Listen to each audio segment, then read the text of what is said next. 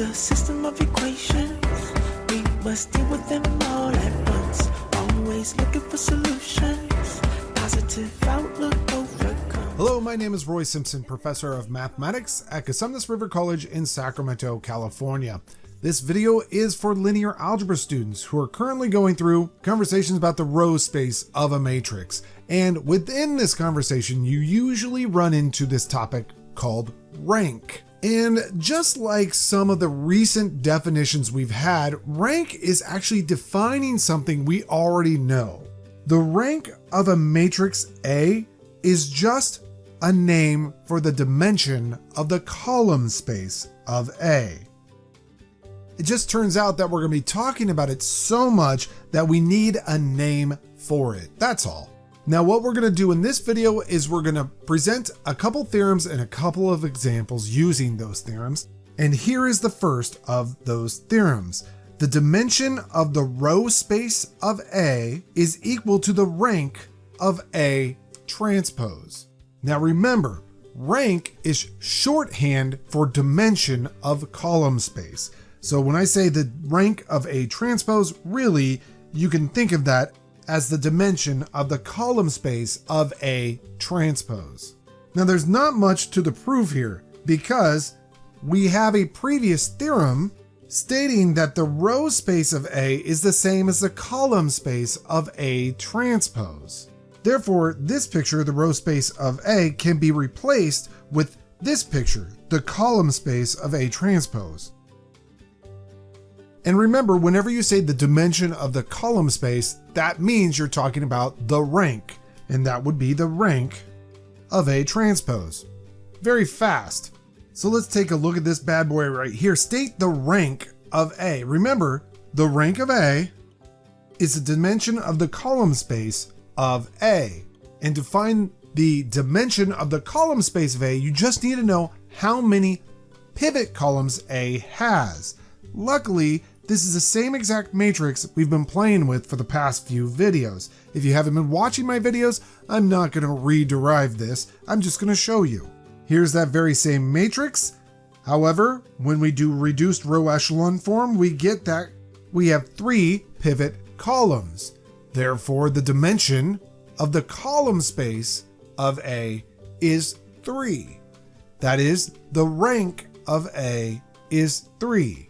Obviously, that example went quickly for us because we had already played with this matrix earlier. But I just want you to get used to the fact that when somebody says the rank of a matrix, they're really talking about the number of pivot columns in that matrix. Now, this didn't use the previous theorem we just introduced at all, so I'm going to modify it slightly here so that we are actually using that previous theorem just to showcase how that would be done. Suppose that somebody came in and handed you the following matrix. And they wanted to know what is the dimension of the row space of this matrix. To be able to find the dimension of the row space of this matrix, you would have to put this matrix into reduced row echelon form. Technically, actually, you'd have to just get to an echelon form. However, if you note that B is actually the same thing as A transpose, then you can use that theorem and say, well, the dimension of the row space of B is the same thing as the dimension of the column space of B transpose, which, by the way, we call the rank of B transpose.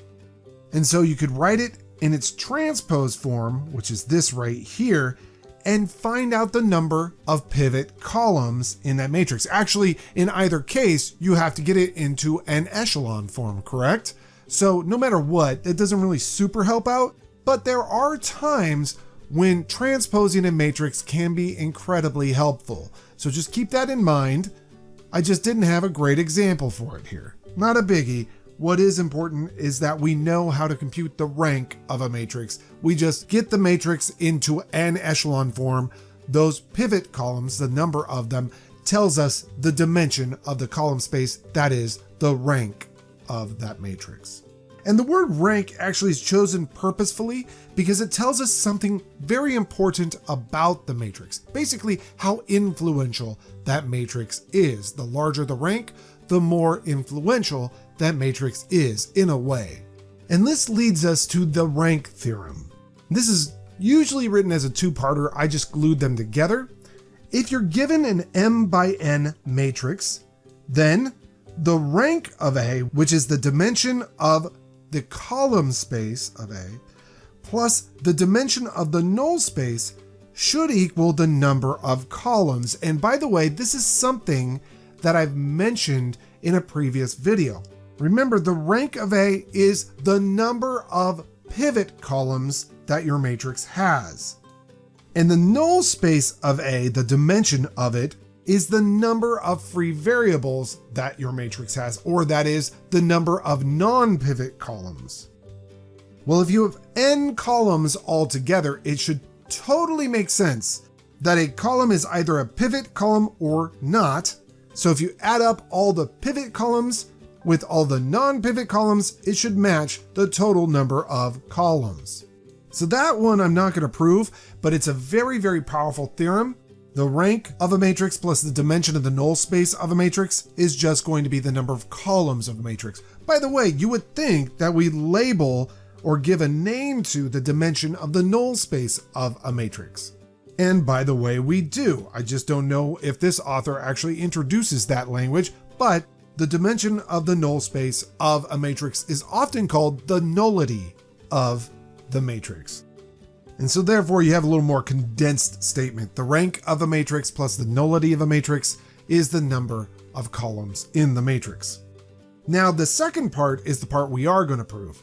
The dimension of the column space, which again is the rank of the matrix, will actually equal the dimension of the row space of the matrix, which by the way is the rank of A transpose.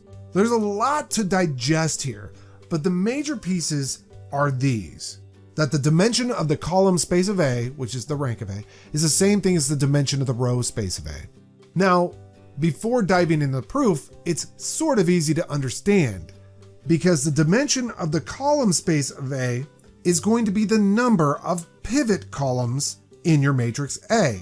However, if you have, let's just say, 5 pivot columns in your matrix A, because a row cannot contain any more than 1 pivot, you also have 5 pivot rows in A. That means the echelon form or an echelon form of A must have 5 non-zero linearly independent rows, and hence the basis for the row space of A will have 5 vectors. That is, the dimension of the row space of A will also be 5. Think in terms of pivots, it should make sense. Let me put some language to that.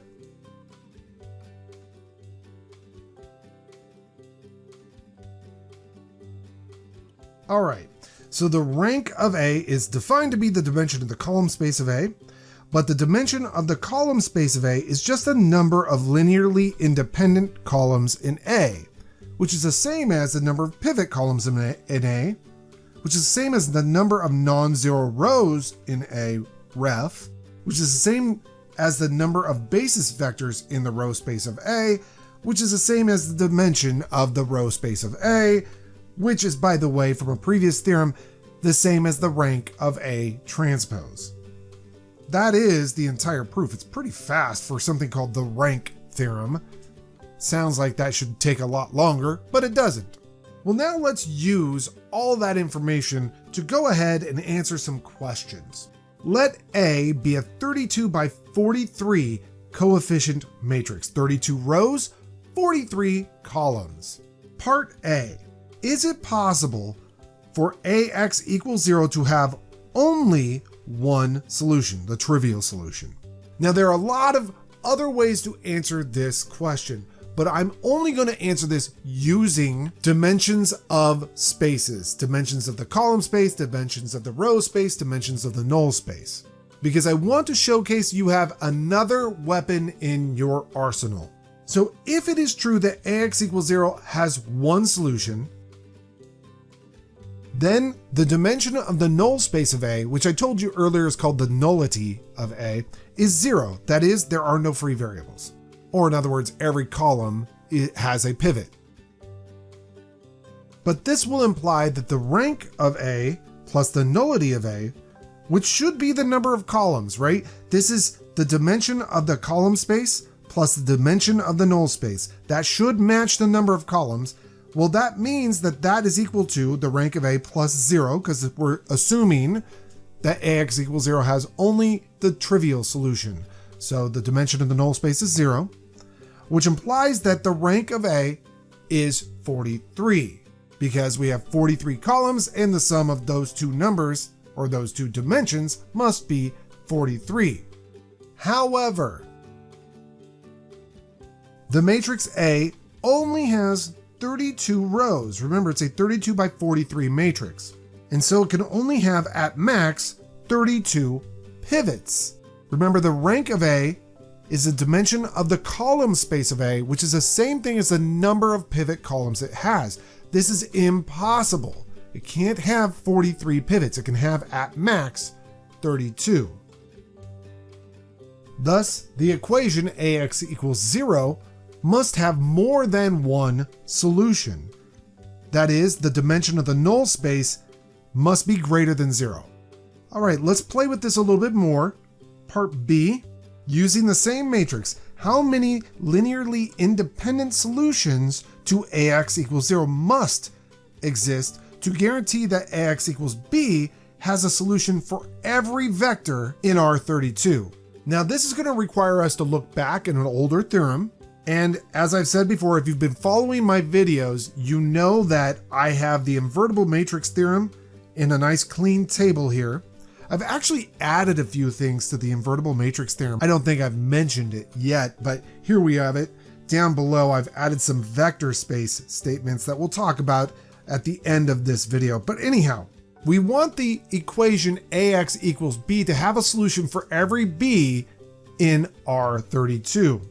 So we have a 32 by 43 matrix, and we want each B in R32 to have an associated vector from the domain that maps to it. That is, we want AX equals B to have a solution for every B in R32. Well, that means the columns have to span R32, which means that the column space of A had better be R32. That is, the dimension of the column space, or the rank of A, should be 32. So I write that down, that the rank of A has to be 32 if AX equals B has a solution for every B in R32. Well, let's see what that leaves for wiggle room for our nullity of A.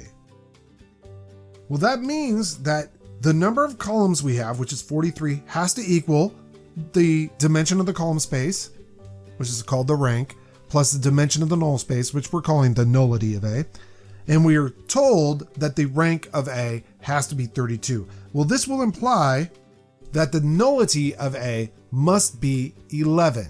So again, going back to the question, how many linearly independent solutions to the homogeneous equation must exist to guarantee that AX equals B has a solution for every B in R32? Well, we need 11 linearly independent solutions, because the dimension of the null space has to be 11. And that is totally possible, perfectly fine. We can actually do that, but they're not asking us to. They're just saying, hey, how many linearly independent solutions must you have? We need 11 of them. Remember, the nullity of A is the dimension of the null space, which is the number of linearly independent vectors in the set that spans the null space of A. Moving on to part C. If the dimension of the null space of A is 20, what is the rank of A? This is kind of the easiest of the group, to be honest with you. We're told that the dimension of the null space of A is 20. Remember, the number of columns must be the sum of the rank of A and the nullity of A. We're told the nullity of A is 20, which tells us that the rank of A must be 23. And let's see if we answered the question. I actually can't remember if we did. Let's see. If the dimension of the null space of A is 20, what is the rank? Oh, okay, it's 23. That was pretty easy, right? That is, a basis for the column space of A must have 23 linearly independent vectors. No more, no less. Finally, can A have a 10-dimensional null space? Again, somewhat of a easier question, but that's what happens when you get to this section. Remember, just copying from above, the number of columns must equal the rank of A plus the nullity of A. And we're being asked, is it possible for the nullity of A to be 10? Well, that's the same thing as asking, can the rank of A be 33? But remember what the rank of A represents. It's the dimension of the column space of A. It is a number of pivot columns that A has. However, A only has 32 rows. So the maximal number of pivots this matrix can have is 32. So there you go. Since A can only have a maximum of 32 pivots, it is not possible for the nullity of A to be 10. So these are the types of questions that generally come up after you learn about the rank of a matrix and the nullity of a matrix, all that fun stuff. You get to start playing with basically arithmetic and a little bit of logic in there, right? Now, before we leave this video, I just want to state something about the invertible matrix theorem and what we're adding to it because of all of our new information. And I told my students from the beginning of linear algebra, there's going to be a theorem in this course that we keep adding to, and it'll become a massive theorem. Luckily, we've played with a lot of this stuff long enough that most of this theorem is pretty much in our brains. And that is the invertible matrix theorem. Notice what I've done now. You could use this theorem if you have a matrix that is square, or if you have a change of coordinates matrix that is also square. And looking out here and kind of scrolling down, most of this is the stuff you've seen before. However, starting with that pink, I guess, highlighting, that's the new stuff. If your matrix is M by N, and if your column space of A is equal to Rm, then everything in this first column, which is the existence equivalence theorem, would apply. That is, any transformation defined by that matrix is an onto transformation. The matrix A has a pivot in every row. Ax equals B has a solution for every B in Rm. Likewise, again, if A is an M by N matrix, a non-square matrix, and if you know the null space of A is just the zero vector, which means your nullity is 0, then everything in this third column applies. A must have a pivot in each column. Ax equals 0 only has a trivial solution. The linear transformation defined by the standard matrix A is 1 to 1. Now that's if A is non-square, but if A is square, you get a lot of other cool stuff going on. First of all, if A is square and the column space of A is Rm, then that means the null space of A must be the zero vector, and so they converge in this statement in the center. And I title it V sub 1 because these are vector space statements. So the column space of, and I use P sub B because we might be working with an abstract vector space, and so P sub B is my change of coordinates matrix, but you can consider it A, to be honest with you. So the column space of A is Rn, implies the null space of that very same matrix, as long as A is square, must be 0, and then it implies everything above. The matrix is invertible, determinant's non-zero, the transformation is 1 to 1 and onto, all that fun stuff. Also, it implies everything below. The columns form a basis for Rn. The dimension of the column space, which is called the rank now, is n, but there's no need for me to write that because I actually see that I wrote this down below. Also, if the dimension of the column space, or the rank of your matrix, is n, the number of columns, that leaves nothing left for the nullity of A, so the dimension of your null space would be 0. So anyhow, if you're my student, this is in your lecture notes. It's just kind of a nice gluing together of a bunch of theorems that all are intertwined. A little note at the bottom, by the way, each of these statements in the invertible matrix theorem apply if A is replaced with A transpose. And that's because it will allow for future row space conversations. All right, that is all I have for rank. I certainly hope that you found parts of this video, if not all of this video, helpful, and I hope you have a wonderful day. Be a great human being. It's the system of equations. We must deal with them all at once. Always looking for solutions. Positive outlook overcomes obstacles. obstacles getting in our way, cause affects more than we can sometimes see. Things for what they are and work together until you feel at peace. Says, listen close, don't talk too much that isn't cold. Sure, you may really hurt inside. It doesn't justify you to speak too loud and cry.